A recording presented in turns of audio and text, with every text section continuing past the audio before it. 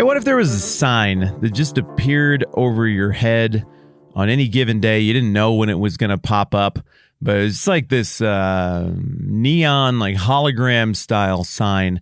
And what it says as it floats around above your head is the truth about you. It boils down who you are and what you do, your competencies, whatever, to the most basic defining level of your essence. And it just broadcasts it in bright lights to everybody. And maybe you don't know exactly when it's going to crop up there, but at some point it's going to crop up there. Would you walk around all day feeling like, I cannot wait for that sign to pop up? It's going to be so flattering when the all-seeing eye looks deep into my soul and determines what I truly am, and then puts that succinctly on a sign that floats around above my head. Everybody's going to love it, and they're finally going to see me for the genius I am and for the high character, high value person I am, and they're going to be sorry they underestimated me. Or would you walk around with a sense of dread that when that thing popped up over your head, you would be absolutely laid bare and humiliated in front of everyone? Would you live in fear of the day your sign pops up because finally you're going to be exposed for what you are and all of the things that you're insecure about and that you worry about and that you feel like you kind of have to put on a brave face and a good show to impress people with, that all of that stuff is finally going to be just put out there and people will finally see you for who you really are? Well, look, I think there are some people who would respond to this exercise being like, that's interesting. I just genuinely don't care. I'm very comfortable in my own skin. I'm trying to get things right. I am what I am. Awesome. That kind of person exists, and I hugely respect that kind of person. I do not think such a response is necessarily born out of pride. I think, however, the majority of people would dread such an appearance of such a sign that says what you really are, because I think in this day and age, a majority of people feel massive pressure to perform, to look like something, to match up to the ridiculous standards of social media, to be up to speed on whatever the latest moral fad is so that you can say it just the right way. But deep down, I think most people know they're just saying a bunch of stuff to try to get along, and they're just winging it and trying to get through most days.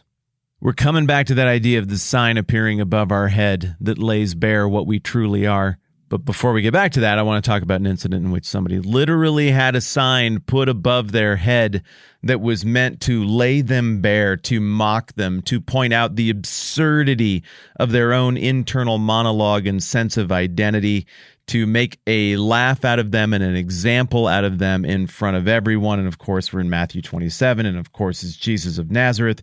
And of course, you probably already know what the sign says. Verse 35 says, when they'd crucified him, they divided up his clothes by casting lots. And sitting down, they kept watch over him there. Above his head, they placed the written charge against him. This is Jesus, the King of the Jews.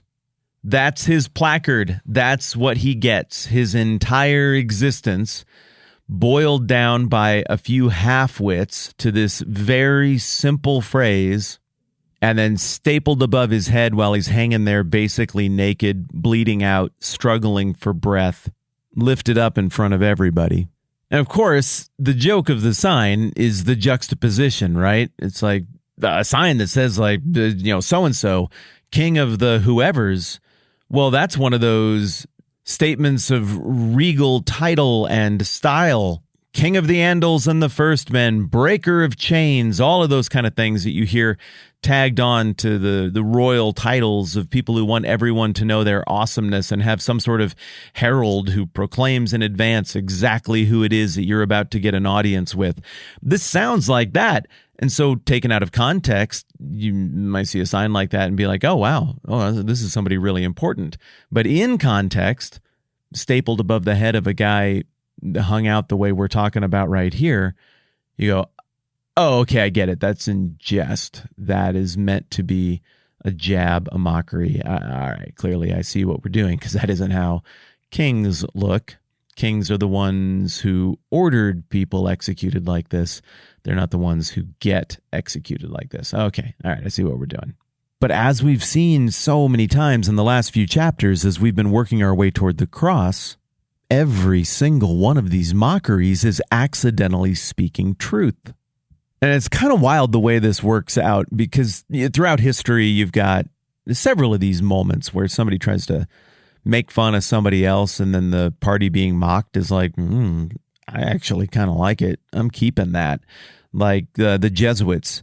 The Jesuits are a Catholic order that made it their business to go and try to articulate a very Catholic understanding of the gospel to the world as part of the Counter-Reformation starting in the mid-16th century.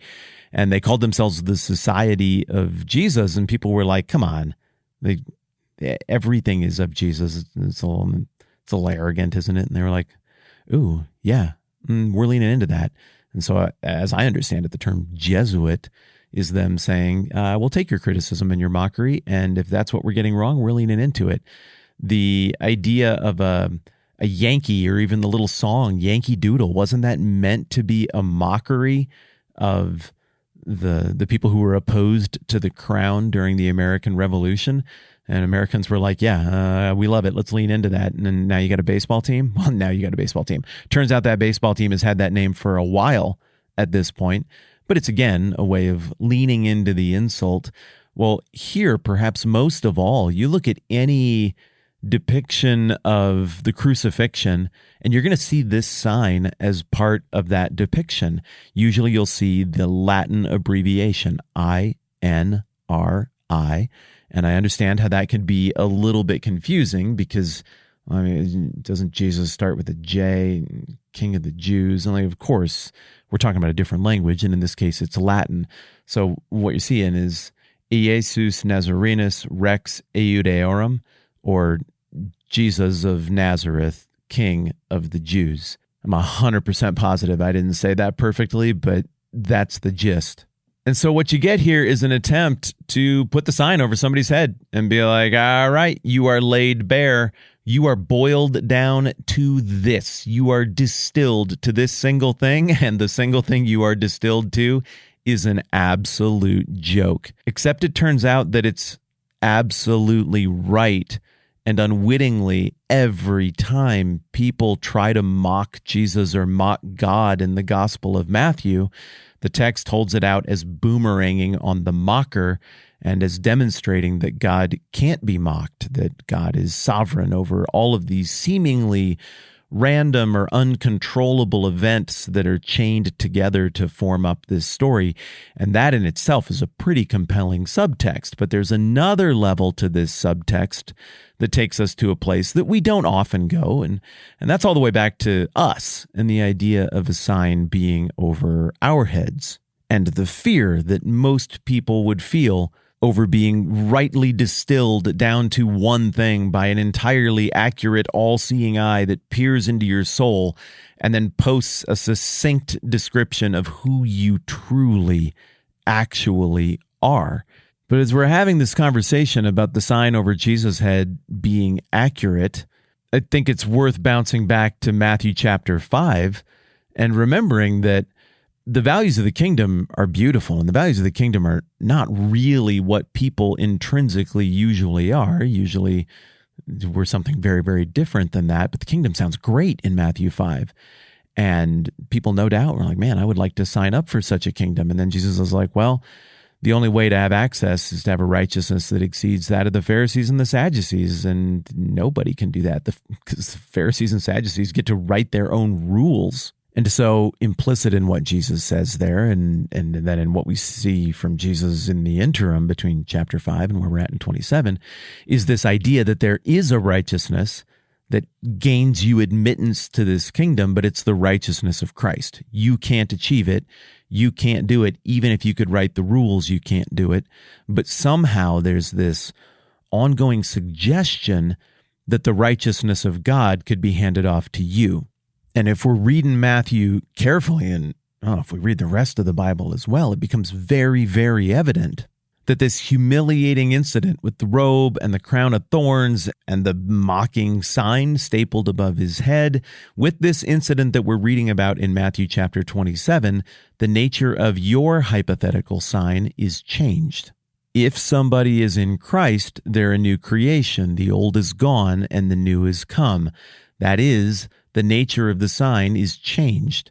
The text then is holding out this life theological concept that one who is in Christ goes from being an imposter who tries to keep up certain appearances but ultimately will fail in those endeavors because of human limitations. You go from being that to being one whose truest essence, truest identity, sense of standing, sense of belonging is defined entirely by the righteousness of the King. Your sign goes from being one that would say very ugly things that you can't really totally solve through human effort to saying beautiful things because of the one who is hanging under his own sign right now. Here in the passage we're looking at, we're nowhere near done exploring that concept, and we're nowhere near done with the details of the crucifixion. More on this next time around. I'm Matt. This is the 10-Minute Bible Hour podcast. Let's do this again soon.